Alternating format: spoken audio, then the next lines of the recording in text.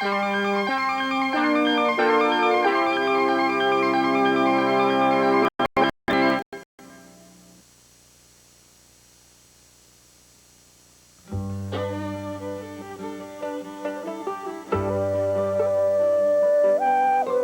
this is Tom Bodette. 20 years ago, my curious nature brought me to new frontiers.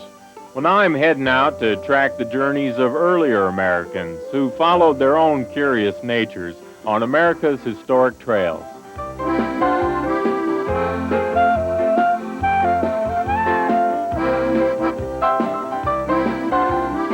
This time we're in Seattle, picking up a trail from the late 1800s when tens of thousands of half-crazed and mostly wannabe gold miners boarded ships to find their fortunes up in Alaska and the Yukon. The Gold Rush Trail takes us back to 1897 when men from every part of the country were rushing through Seattle to chase the elusive dream of gold in the Yukon. The trail took them through the Puget Sound to Alaska and across the mountains to the Klondike River in the Yukon. Today we're looking at the Seattle end of the trail. We'll wander the same streets as the prospectors of a century ago. We'll see how the little town of Port Townsend figured into the trail, and we'll discover what might have inspired some of the adventurers to call their expeditions up short and stay put right here. Their stories are unbelievable. All those hopeful characters piling on the rickety boats to sail off to their dreams or their doom is as awe-inspiring as the country they had to cross to get there. And the truest story is most of them got there too late to find any gold. Well, all those blessed gold chasers began their Yukon quest here in Seattle. But the locals will tell you that that pot of gold wasn't at the Yukon end of the proverbial rainbow. It was right here. The determined dreamers rolled into the city. They filled up the hotels, bought supplies and steamship passages, and turned the business district of Seattle into the real gold mine. Pioneer Square here is where people were cutting their deals. This was the city center. Still looks an awful lot like it did when our hopeful herd of Yukon gold hunters stampeded through. So Pioneer Square is where we're starting our trip along the time-worn Gold Rush Trail. The Pioneer Square Historic District is just south of Seattle's modern downtown. Coffee bars, restaurants, and boutiques fill up turn-of-the-century buildings, and visitors can enjoy Seattle's two main beverage obsessions.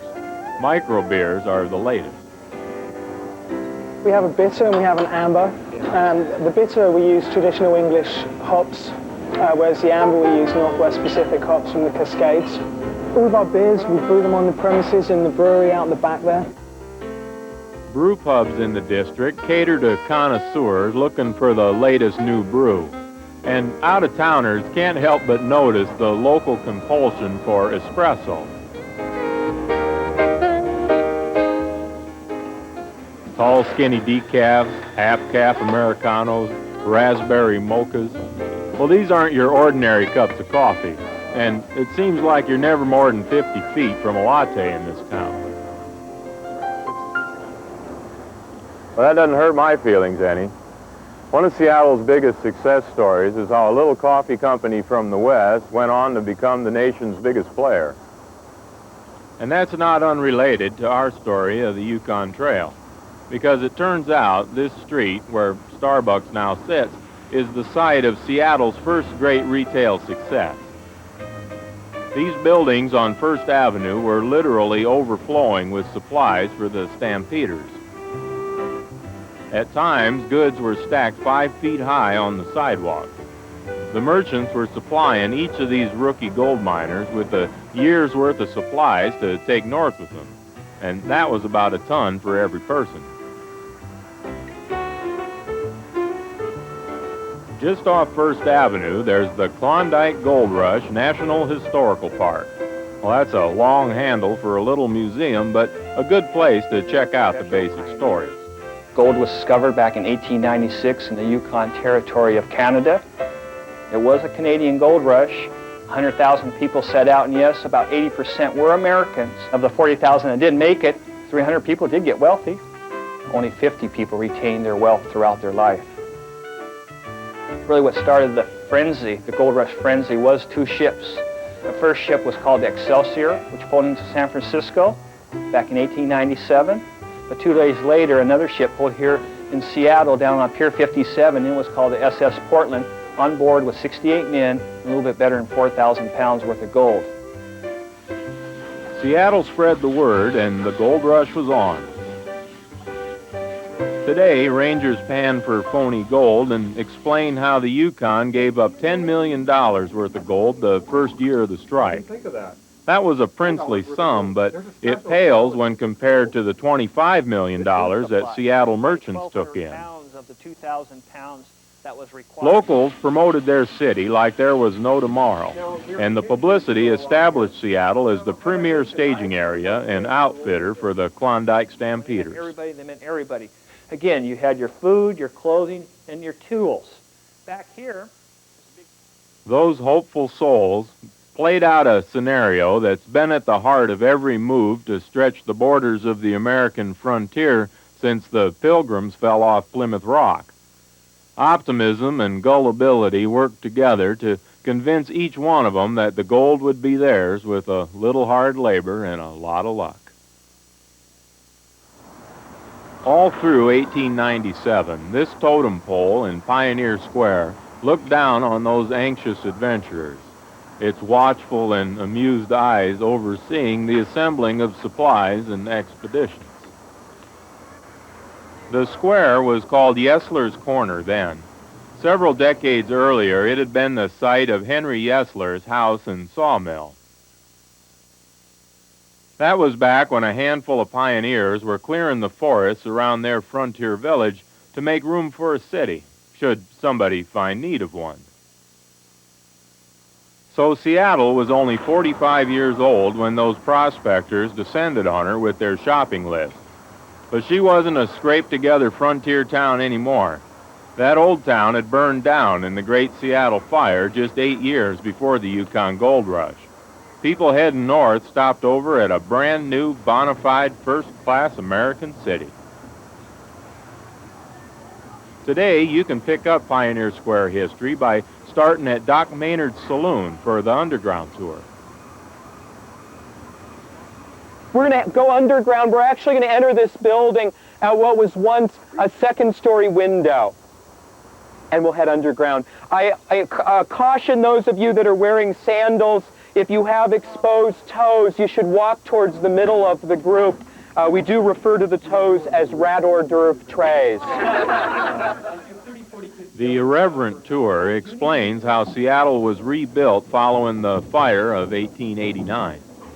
So instead of regrading and rebuilding, which should make sense, they rebuilt first, and they ended up regrading afterwards, which is really different. And what I mean by that is they built the buildings at this old city ground level where we are right now, going up, and gradually they changed the street level, and streets went up anywhere from 8 to 32 feet in height. By the time of the gold rush, windows that used to face the sidewalk were underground, and Pioneer Square looked much as it does today. Seattle was primed to promote itself and its shipping ties to Alaska, and the arrival of the gold ship Portland presented an ideal opportunity for publicity. Well, to get a handle on the city's publicity stunt, we're going to backtrack to the day the ship of gold was first spotted off the coast of Washington. We're headed across the Puget Sound for the Olympic Peninsula.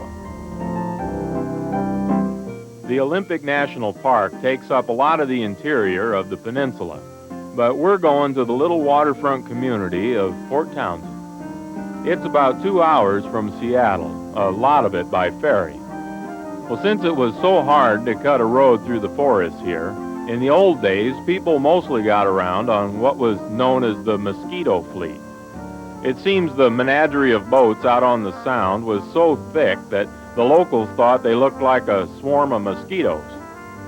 In 1897, the mosquito fleet had everything in it from coal steamers to leaky canoes. But the craft that cut the widest swath was the gold ship from Alaska. Locals were looking for her because her sister ship had docked 2 days earlier in San Francisco. It must have been from along this part of the Olympic Peninsula that she was first sighted as she passed into Puget Sound. Well, the Seattle Post-Intelligencer saw the opportunity for a big story. So they got the wild idea to charter a tug and intercept the ship. Their reporter boarded the Portland mid-channel at 1 o'clock in the morning. He got the miners' stories, ogled their gold, then jumped back on the tug and telegraphed the story from this building in Port Townsend. This is it. This is the building where he came to file the telegram. Yeah. This is the staircase he would have run up to file his story. Then he tore back down these stairs because he wanted to get back aboard the tug to get to Seattle. Ahead of the gold ship. You bet. You can pick up the fine details of the Gold Rush days by arranging a walking tour through the visitor center. And we were here to get your money. If you came to town, you were a sailor, we'd have some form of entertainment that you'd enjoy. Trying to get a little bit of that gold before it got to Seattle. You bet. And if you were a nice religious guy, we had plenty of churches up on the hill. 50 bars and how many churches? About a dozen. Not quite as many. Port Townsend is one of those places that seems anchored in time. Its original downtown is still standing. Today, while no competition for the big city across the water, nostalgia, art, and music draw their share of visitors and support a thriving little community.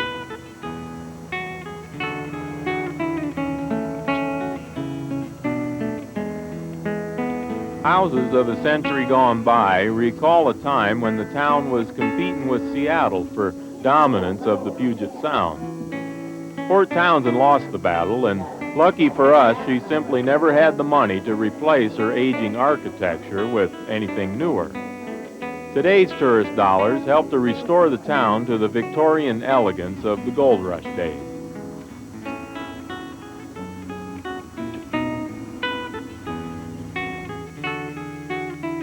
Let's go back to Seattle to find out what happened after the Gold Rush news arrived from Port Townsend.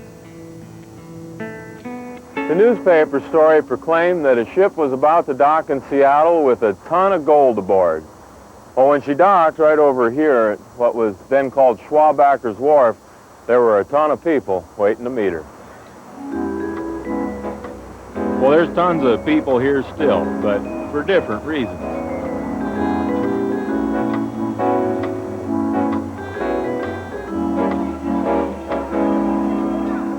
Just at the edge of Pioneer Square, this is now known as Pier 57 and part of Seattle's waterfront park.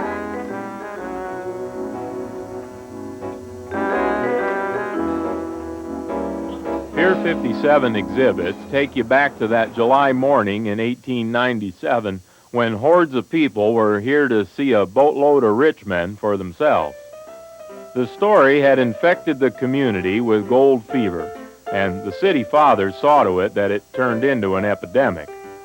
30,000 copies of a special Klondike edition suddenly appeared in the nation's post offices, libraries, and railway stations. And Seattle cashed in. One of the businesses on the waterfront to share in the wealth was the Old Curiosity Shop. This place is still owned by descendants of Joe Stanley, who opened it in 1899. You see, Joe specialized in attracting the stampeders with a collection of ethnographic exhibits and then relieving them of some of their money with the kitsch. And it works the same way now as it did 100 years ago. Because, like the man said, there's a sucker born every minute.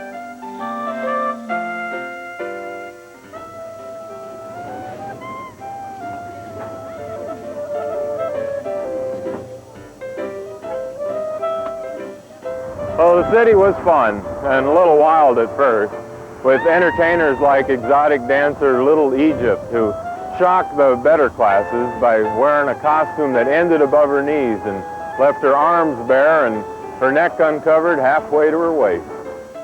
Well, Little Egypt is gone, but the waterfront still draws visitors looking for fun. For a lot of them, that includes the half-hour boat trip to Blake Island State Park and Tillicum Village. It's an interpretive center of Northwest coastal native peoples. Hi, welcome to Tillicum Village. Steamed clams and alder smoked salmon, traditional staples in the Northwest Indian diet, fill up guests in the Longhouse before a time-honored rendition of the Dance of the Wind.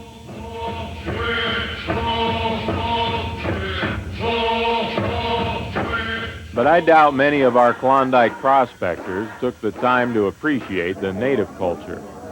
Back in the big city, they were just too busy, charging through town on Seattle's modern streetcars and hoping to make a buck.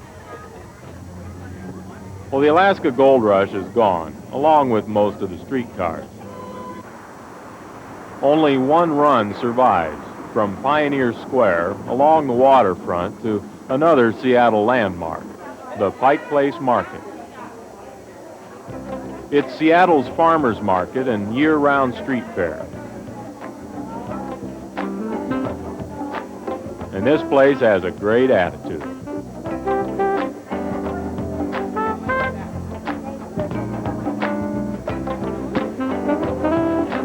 Here you go, folks. First of the Washington-grown tree-ripe peaches. Here's Regina variety from the exotic Wapato, Washington area.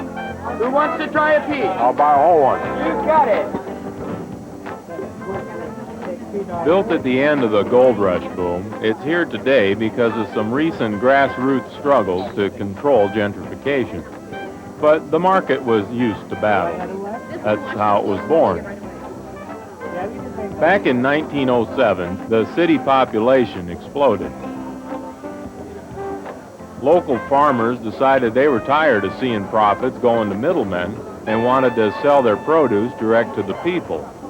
Well, the middlemen tried to stop them, even turning to sabotage. But the farmers drove their wagons in, lined them up along here, and waited for the customers. 3 months later, the city built them this market, and farmers and artisans have been selling direct to the public ever since. Thank you very much. Have a nice day. The farmers were typical of the tenacious breed that settled here. Seattle had a reputation as a place where little guys could make it. And by the turn of the century, locals with imagination and energy were manufacturing everything from tents and soda water to eyeglasses and ships. About a 10-minute drive north of downtown is Fisherman's Terminal, where we pick up the story of how people pitched in to get the stampeders north to Alaska. Well, in the first rush to reach the Yukon, demand for ships so outweighed the supply that anything that'd float was put into service. Prospectors reported some pretty dicey voyages. Well, probably the looniest story to come out of this was that of the old sidewheeler, the Eliza Anderson. So this was a riverboat, and it wasn't equipped to carry enough fuel for a trip like this. So the owners hired a tug to pull a barge of coal behind her. Well, of course, the first storm came up, separated the ship from its coal, and the captain ended up having to throw everything that had burned into the engine. Well, with the last door and galley bench in the boiler and the doomed ship heading for the rocks, this lone passenger staggers into what's left of the wheelhouse and steers the ship into a hidden cove. Then he quietly disappeared back into the crowd of passengers. Who was that masked man? Well, that rather dubious flotilla has now turned into more sedate pleasure crafts and commercial fishing boats. Much of the Alaska fishing fleet winters at Fisherman's Terminal, the largest fishing harbor in the country. Commercial captains, as well as Sunday skippers, put away fresh seafood and tell their fish stories around the boats at dock. And the variety of food in the terminal restaurant is probably more than you'll see on most fishing boats.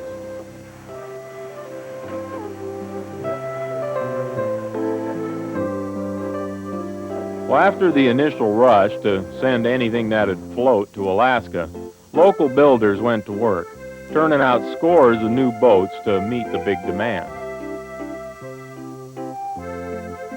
A lot of people made a lot of money as the Seattle business community figured out new ways to profit from Alaska.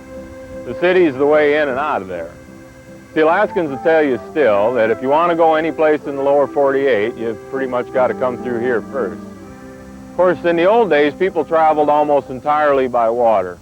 Today, people go mostly by air. And most people associate air travel with one of Seattle's biggest successes. Maybe you've heard of them. This is their original airplane factory. It started out as one of those gold rush boat building yards. William Boeing was having a boat built here when the company went bankrupt. So he bought the operation and finished the boat himself. Well, after taking some flying lessons, he decided boats weren't all the thrill they used to be, and he turned to airplanes. That was in 1916. Today, the old building is part of the Museum of Flight, about 15 minutes south of downtown at Boeing Field. And most of the history here is over my head.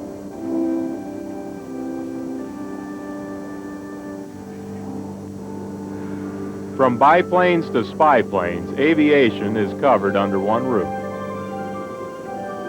Building planes is serious business, but Seattle has never been a strictly business kind of place. Maybe that's because Seattle conducts its business in the middle of some outrageous country. Real wilderness is just a short drive away. Locals have a saying, the mountain is out, and they don't need to say which one. It's Rainier, hiding a lot of the time above the northwest legendary clouds. When the mountain's out, it's really out. Well, Mount Rainier National Park is less than 3 hours from downtown. On the way is one of the remnants of earlier travel in the foothills. The Mount Rainier Scenic Railroad at Elby is a short round trip through some incredibly pretty country.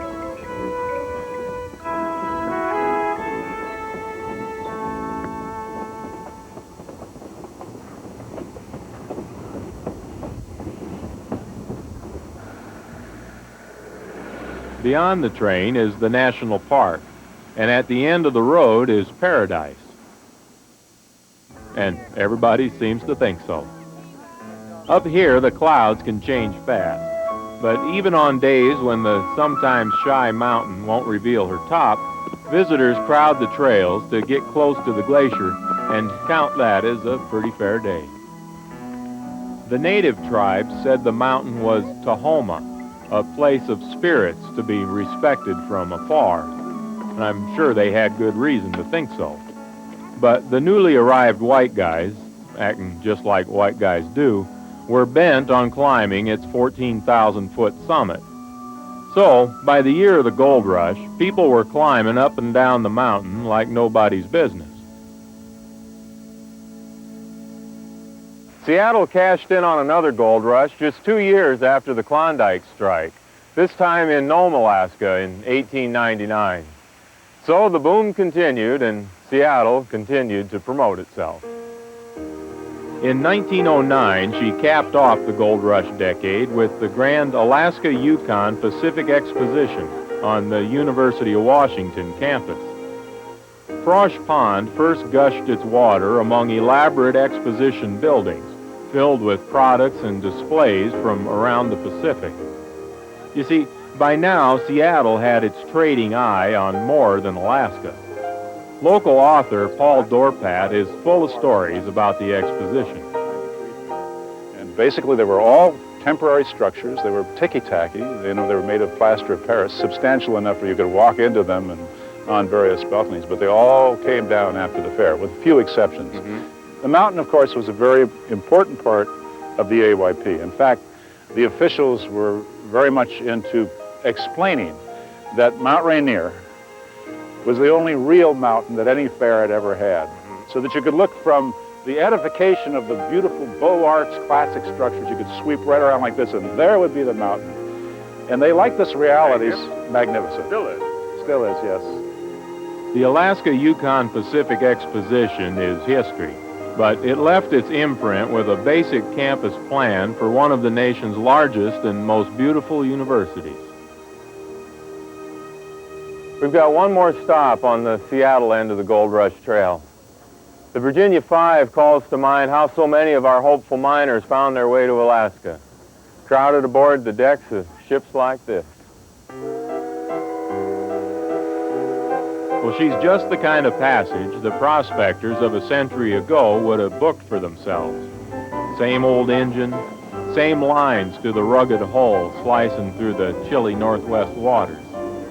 The Virginia 5 has taken it easy in her old age, circling around and reminding us of those remarkable passengers who carried a wish and a prayer and little more than the wind in their hair.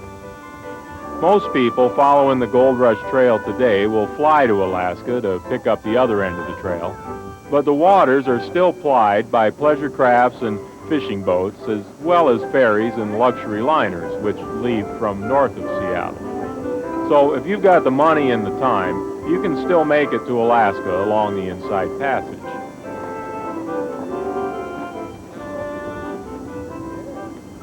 Next time, we'll see what's further up the Gold Rush Trail in Alaska as we cruise icy waters and stop at mining towns that grew up along the way.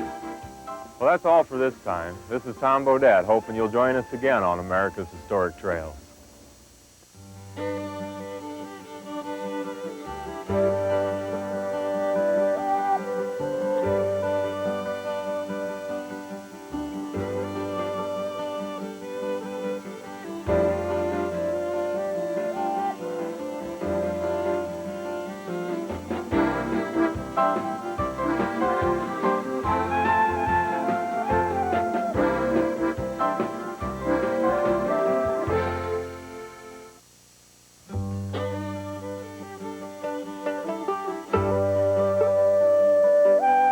Hi, this is Tom Bodette.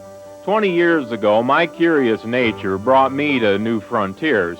Well, now I'm heading out to track the journeys of earlier Americans who followed their own curious natures on America's historic trails.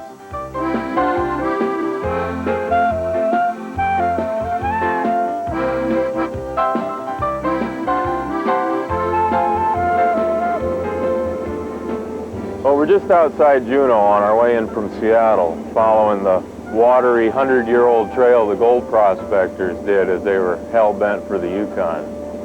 We're on an Alaska State ferry, which is going to drop us in Juneau, but most of them continued north to the muddy shores of Skagway. Our story, and the essential story of gold in the Northland, begins in Alaska's capital. In 1898, the world rushed to Canada's gold fields through southeast Alaska. But Juneau already knew about gold, and we'll see what's left of a huge gold mine there. Then we'll ferry up to Skagway, Alaska, where dubious miners headed over the passes that led to the Yukon. We'll find a few ghosts at Dyea, gold town gone bust, and then retreat to Haines, the quiet little town with a noisy past. All along the way, we'll be in the company of one of the world's last great wildernesses, the Tongass National Forest. Most of Alaska's major settlements sprung up around one gold rush or another, and the prospectors and suppliers who came with them. Welcome to Skagway, Alaska. We had Juneau in 1880, then Nome and Fairbanks in 1902, but no impact matched the stampede of 1898. The herds came mainly from the States to stake their claims in the Klondike Valley in Canada's Yukon Territory, and droves of them passed through Alaska. Juneau is the only state capital in the whole country. It doesn't have a road leading in or out of it, so you either got to fly or float yourself in here and then get a rented car to have a good look around. The city extends over 2,500 square miles, its hub ringed by mountains and a big blue glacier. But for 4 months each year, downtown Juneau feels far from isolated. A lot of local business depends on tourists off the cruise ships. You have a great afternoon, huh? You're a good little goaltender, and I knew you could do it. I just knew you could. When the ships are in, mobs of visitors flood the main streets looking for clues to Alaska's identity and pieces of it to take home. And Juneau's ready. all you have to do is hit the streets. You'll find places to join tours, poke through shops, and admire native arts. And in the summer, Perseverance Theater turns to the days of gold. Gold! The glitter in the sunlight, that is gold! It's your deed! Lady Lou Review is just one example of how the North Country celebrates its past. Gold! You can decorate your woman. And that image of the lone prospector with a gold pan, knee-deep in a river, prevailed with Yukon-bound stampeders, but not in Juneau. Because Juneau's golden days featured underground mines, noisy stamp mills, and tired men in tunnels. The Alaska State Museum helps us imagine Alaska long before prospectors came to Juneau. This exhibit, on loan from Russia, shows one aspect of the outsiders who claimed Alaska much earlier. In the 1700s, Russians arrived to explore their eastern domains and to traffic in furs. Many of these icons are from Irkutsk, which is in Siberia, and have never been out of Siberia before. And it's an icon written on a board which was taken from the Oak of Mamre, under which tree Abraham talked with the angels of the Lord. It's the real stuff. By 1800, missionaries were preaching in Alaska, and just 60 years later, seasoned gold miners were staking claims. But everybody was getting to the party late compared to the ancient native peoples, who patiently adapted their old skills to new surroundings. I'm at the cruise ship docks by an important place for native arts and performance. The Nakahiti Theater takes its tradition of native storytelling far and wide, and with some surprising variations on an old form. I am Puchi.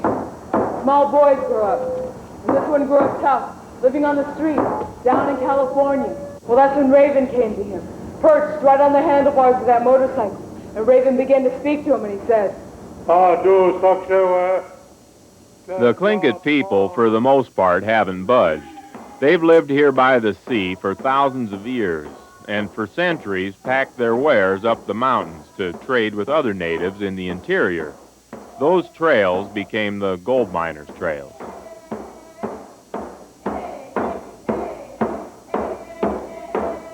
For 200 years, the totems and masts of the Tlingits existed next to the onion domes of the Russian Orthodox community, not always peacefully. Neither culture impressed America when U.S. Secretary of State Seward made a deal with Russia to buy Alaska. The year was 1867, and the purchase was labeled Seward's Folly and Seward's Icebox. Most people felt we'd wasted the $7.2 million purchase price on a frozen wasteland. But just 13 years later, a Tlingit leader led 2 white men to the single largest gold deposit in the world, right here in Juneau. Almost as good as winning the lottery. For a few Hudson Bay blankets, Chief Kauai led the prospectors to untold wealth. Kauai was the leader of the Auk Tlingit, and George Piltz grub-staked Joe Juneau and Richard Harris to come back to Juneau and see if there really was gold here. That's how gold was discovered here, because they were led here by this Auk Indian man who lived nearby. And the town of Juneau was born. Shortly afterwards, 3 hard rock mining companies bought up the claims. So Juneau's gold rush wasn't about bearded men with gold pans for long. It quickly turned to big commercial mining companies. What you see here is what was once the single largest industrial operation in Alaska, very much responsible for bringing the territory status to Alaska, very much played a key role in the development of the Klondike, because many of the prospectors actually had worked at Treadwell and made their grub stake to go north to prospect. Treadwell facilitated prospecting too by providing free analysis of ore samples. Didn't care where they came from. All told, they would mine 27 million tons of material, grinding it up, recovering the gold, and they would produce 100 tons of gold throughout its life. One of the interesting aspects about the Treadwell was it was an extremely innovative operation, very low-grade ore deposit. It means that it took a lot of rock to get an ounce of gold. In fact, it took an average of 10 tons of rock to get 1 ounce of gold. Finding an ounce of gold would be comparable to finding a quarter inside of a Volkswagen Beetle after you crushed and ground it all up. If you're going to follow Alaska's old gold routes, you're going to find yourself looking at a lot of mining remnants along hiking trails. We're on Douglas Island, just a 5-minute drive across the channel from Juneau, and we're heading for the start of the Treadwell Mines Trail. There's not much of the Treadwell left, but there's enough to see how powerful these mines were. Usually you're on your own here, but lucky for us, David Stone showed us the ruins and continues the story of the Treadwell mines. This was the general store was here. That was the main office, and these are 3 concrete vaults. This vault right here was where they stored the gold. Treadwell did claim to pay the highest wages of any mining company in the world, but the daily routine was pretty tough. It was an 8-hour day like today, but it was 7 days a week. And if you were to go on vacation, you essentially were laid off, but you had a pretty good assurance you're going to get your old job when you came back.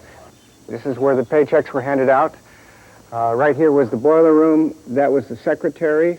And then the next point over there was the general manager. It just so happened that the general manager was the younger brother of the president. So they all ate dinner in the big house. They all ate dinner in the big house. Treadwell provided jobs for as many as 2,000 workers at a time and kept the morale high. But the project had a sudden watery death, a cave-in, miraculously with no lives lost. You know, those miners, they just didn't seem to worry about logistics. Some way or another, they're going to find a way. And you'll go up on the top of mountains and you'll find steam donkeys and all kinds of equipment. Incredible. I've never been over here to see all this. Well, with today's gold prices, there's talk of reopening the mines near Juneau. But whether they do or not, the gold legacy and influence prevails, from the carefully preserved old buildings of the boom era right down to the ground we're standing on. So this is all filled from old mill tailings from the AJ mine. Those mill tailings expanded the waterfront and made room for more development, with plenty to do indoors. But the real attraction of Juneau, as with any place in Alaska, is what's outdoors. Imagine, if you will, a city bus dropping you off at a glacier just 10 miles from your house. Weird? No, just a day in the life up north. What brings people to Alaska, and ultimately holds those who remain, is its awesome landscapes and more space to fool around in than the entire Midwestern United States. This is the stuff of Alaska. Standing eye to eye with Mendenhall Glacier. Oh, the trip is far less mysterious than when early pilgrims came streaming in to find their flakes of gold, but it leaves no less of an impression on the soul. Well, we've left Juneau, the site of Alaska's first big gold mines, and we're taking the ferry up the Lynn Canal. The 5-hour trip to Skagway can't be beat for seeing the inside passage.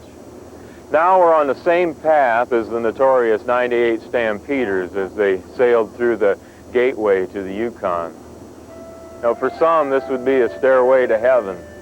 For others, the gates of hell. None of them could know which as they passed through here. The often desperate stampeders landing in Skagway boatload after boatload had no clue as to how many prospectors were already in Alaska. Today it's dressed for tourists, but the crowded muddy streets must have been a sobering sight to the gold-drunk pilgrims. Yet widespread U.S. bank failings made any option look good, however far-fetched it may have felt here. First word of this gold strike came in 1896 from a hunter who was after game, not gold. A miner showed him and his 2 native brothers-in-law a few gold nuggets. The 3 men decided to pan for themselves by a quiet creek off Klondike River. They showed off their find in a tavern, and that sent every Yukon prospector with 2 good boots trotting off to stake a claim in Canada's Klondike Valley. A year later, the Portland sailed into Seattle, bearing triumphant miners and a ton of gold, and North America's last great gold rush was on. As early as the fall of 1897, vessels full of naive fortune hunters headed to the Yukon Territory. Most of them were far too late to stake a claim, but the optimism ran deeper than the river is long, and they had to see for themselves. There were two main routes from Seattle. The so-called Rich Man's Way took 6 weeks to sail up Alaska's west coast and hop a riverboat, churn 1,800 miles up the Yukon River, and land right at Dawson City, Canada. But most new prospectors settled for the cheaper route, sailing to southeast Alaska. Then there was a choice to dock at Skagway and haul supplies over White Pass, or go land at Dyea for the rival Chilkoot Trail. Both led to lakes in Canada, where they huddled in tents and built boats until spring breakup, when they could begin a struggle over the rapids and then float another 500 miles north to Dawson City. Today, most of the town's history centers on the gold fever days and the two rival passes into Canada. Skagway's White Pass became Dead Horse Trail, but the Chilkoot Pass out of Dyea, 9 miles south, was most notorious. The hardest part would have been from the scales going north, over up to the top of the summit. This is the place, specifically at the scales, where you had to go up that 35, 45-degree slope, where you see the photographs of the men and women, step by step, going up the stairs. It was called the Golden Stairs at the time. Every time you had to go up those stairs, you had to buy a ticket, and the ticket was good for 1 day.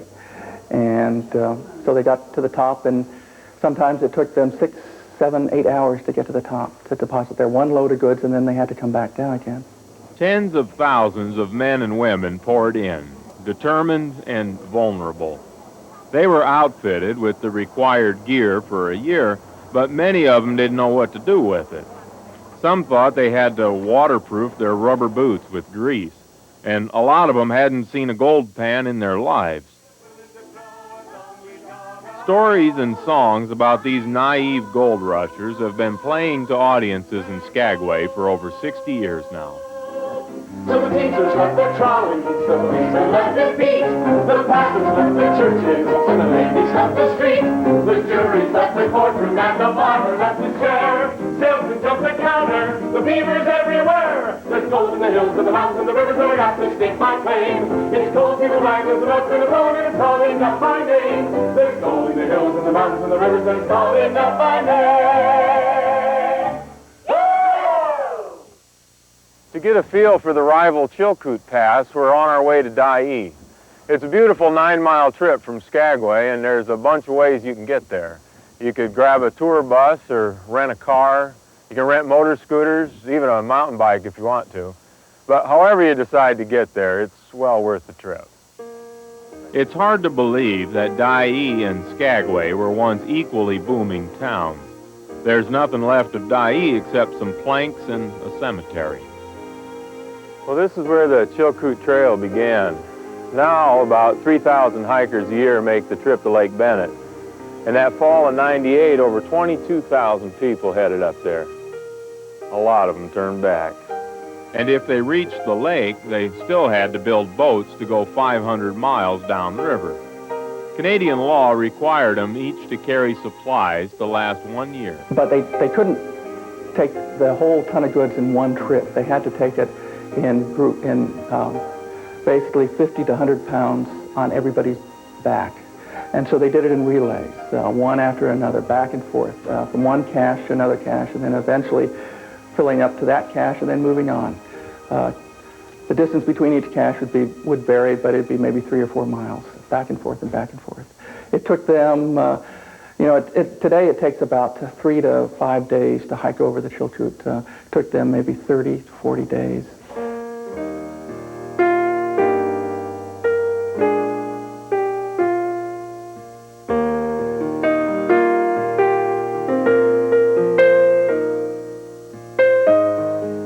60 men and women who didn't make it over the Chilkoot Pass ended up here in this stone quiet resting place. That spring day, the victims heard a rumble seconds before acres of wet snow pitched down on top of them from a 2,500-foot peak. Within minutes, 1,000 men were on the spot, frantically digging at air holes and the sounds of muffled voices. One rescued wife watched her husband almost freed and then buried again in a second slide when rescuers had to run for cover. A father wept and shouted goodbye to his 16-year-old son as the boy's voice faded. Others lost consciousness and were buried for up to 3 hours. If only they'd listened to the warnings of the Chilkat packers who refused to travel that day. For those who made it, over the Chilkoot or over White Pass, the 30-odd miles to Canada would be the longest and oddest miles of their lives. One gold rusher wrote, "Whichever pass you take, you'll wish you'd taken the other." And many never left town.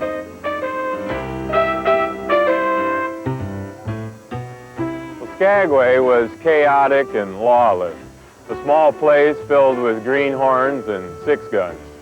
A dangerous combination. Still, things weren't totally out of control, and a semblance of Victorian life made its way here. These people brought their civilization with them, and so almost immediately we have electric lights in Skagway. We have a phone system that goes from Skagway to Dyea and then up the passes. During the Skagway's heyday, you could buy anything you wanted in Skagway, from the latest parish fashions to oysters from Maine. You name it, you could buy it here. The vast majority of people that came over the passes were men, of course, but there were women, there were wives, there were prostitutes, there were actresses, the whole gamut. The women did everything the men did. They were miners, they drove horses, they were businesswomen, they ran hotels and restaurants. They were teachers, doctors, nurses. They did everything, including raising the children. On summer evenings in the A.B. Hall, Skagway's irrepressible Buckwheat recites the ballads of Robert Service, a journalist assigned to the North Country during gold fever days. Cutting loose with the howl. I mean, when you're listening to the words, right, and you're going to be listening to the words, right, you're just going to be overwhelmed with this desire to come out with, yes, gold. We landed in windswept Skagway. We joined the weltering mass, clambering over their outfits, waiting to climb the pass. We tightened our girths and our pack straps, and we linked on the human chain, struggling up to the summit when every step was a pain. Well, much of the pain ended when this train made its first 40-mile run up to Lake Bennett. Nobody would ever have to walk those high passes again. Within days, the ice stairs at Chilkoot were deserted, and rowdy Dyea was just a ghost town. Of course, breaking track over White Pass was a dangerous proposition, and many experts thought it would never work anyway. In 2 years, over 35,000 workers helped build the railroad, but only 2,000 worked at a time. The work was brutal, and many just quit and went home. Others picked up their shovels and headed for the gold fields. Today, riding this railway up to White Pass and back takes 3 hours and is Skagway's premier tour. From here, it's easy to imagine the continuous parade of humans and beasts packing supplies, and to get an inkling of what Jack London saw as he walked the trail. He wrote, "The horses died like mosquitoes in the first frost, and from Skagway to Bennett they rotted in heaps. Men shot them, worked them to death, and when they were gone, they went back to the beach and bought more." 100 years later, it's a thought-provoking and beautiful ride. Our final beautiful ride is a great day trip to the small town of Haines. We're 40 minutes away by water taxi, or 10 minutes by plane. If you want to drive from Skagway to Haines, it's 350 miles. gorgeous but long. Cruise ships and the ferry stop at Haines, but it's still pretty much untouched. The gold connection is well explained in the town museum. The Tlingit people lived in this area, and they had several trading routes, which they took their goods up to the interior, which is now the Yukon, British Columbia.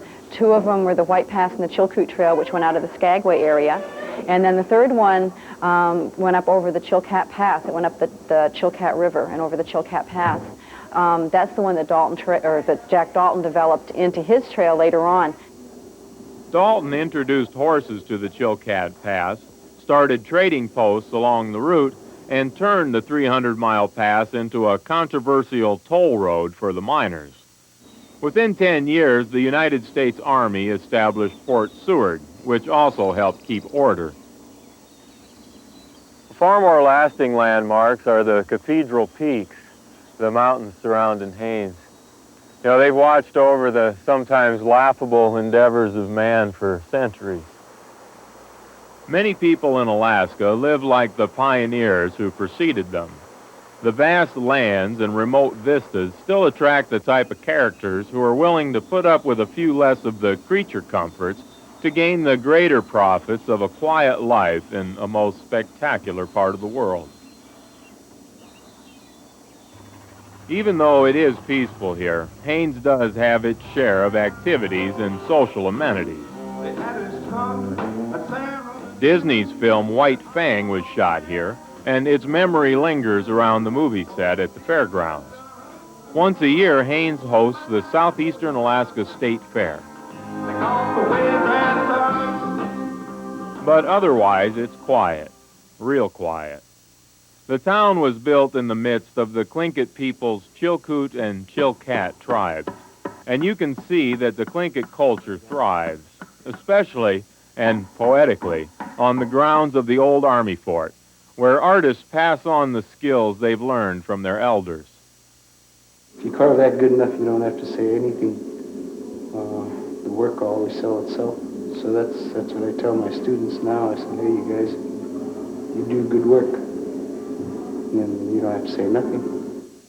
When you visit Southeast Alaska, you'll be tracing the paths of rugged and often misguided prospectors who blazed the trails for those who followed.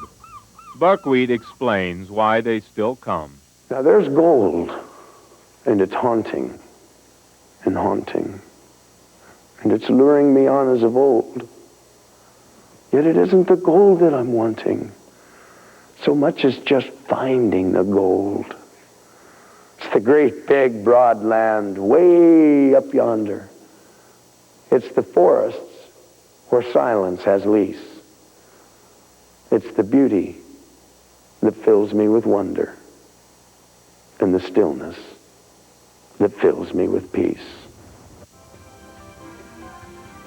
Well, there is nothing misguided about the notion to come here for yourself and experience the legends and the realities of America's last frontier. And if you want to go to the Klondike to see where the Stampeders landed, well, it's still a long haul. But you won't have to take a year's worth of supplies with you, just some traveler's checks. Meanwhile, I'll wait here. I'm Tom Bodette, and thanks for joining us on America's Historic Trail.